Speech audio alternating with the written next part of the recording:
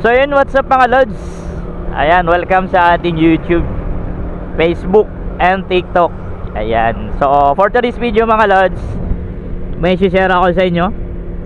So regarding sa low speed.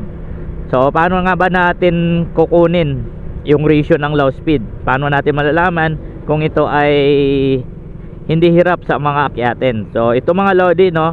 So ang ratio na to mga lods ay tuturo ko sa inyo para malaman ninyo kung anong mga sprocket ang gagamitin nyo. So para sa mga tricycle natin, ayan, ganyan. So para sa mga tricycle natin, so ang ratio ng tricycle natin mga lodi, 3.2 and above. So kung palaki ng palaki ang ratio ng inyong sprocket, yan po ay mas malakas po yan sa mga akyatin, sa mga kargahan. At the same time mga lodi, hindi hirap yan sa mga maraming mabibigat na karga. So paano natin kinuha yung ratio na yan? So ang ratio mga lodi, ang computation yan, sprocket natin sa likod, i-divide lang po natin sa ating engine sprocket. So makukuha nyo na po ang totoong ratio ng low speed or pangpasada natin. So mas malaking ratio, mas maganda kapag pampasada, panghanap buhay, pangkargahan, pangakyatin. Hindi po yan hirap sa mga akyatin. So sa mga tricycle driver natin, kung naguguluhan kayo or hindi nyo alam kung anong sprocket ang ikakabit nyo sa inyong tricycle, pwede nyo rin po yung i-compute mga lodi, no? Pwede nyo pong i-compute para makuha nyo po yung ratio na gusto nyo or sprocket na gusto nyo.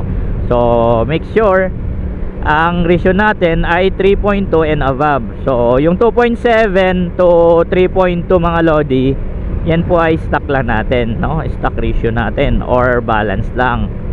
So yung 2.7, yan po ay pang high speed na, no? Pang high speed sa mga single na motor, yan pang high speed na po yan. So sa mga racing dyan, yan, may idea na po kayo kung paano makuha ang ratio ng inyong sprocket for high speed. Ayan. So yun lang mga lodi, no? Sana nakatulong sa ang ating konting tips para sa mga sa ating tricycle driver, mga tricycle driver natin, no? So napapansin ko minsan sa lansangan, sa lungsod, no, sa traffic, maliit yung sprocket na ginagamit nila. So which mean na mas magagastusan po sila sa gasolina kapag traffic. So the more na malaki yung sprocket natin, hindi na po pwersa yung ating makina or di natin na sasagaran ng gasoline, no? Hindi matakaw kasi malaki yung sprocket natin, hindi siya hirap sa mga ahon, arangkada. Mas malakas po siya sa arangkada. So yun, gaya dito mga lodi, oh. Yan, yung top down, ayan, tawag dito sa inyo, top down ba yan? So dito sa amin, top down, or sa kabila siguro ay habal-habal, hindi ko alam tawag diyan. Ayan, oh. Yan. So mga ganyan, pwede nyong gamitan po yan ng low speed dahil ginagamit yan sa mga kargahan. Dito ginagamit po yan sa kargahan ng mga kahoy, buho, kung ano-ano man, uling. Ayan.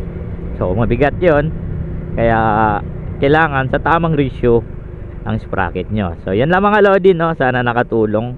Ayan, ride safe all. Thank you.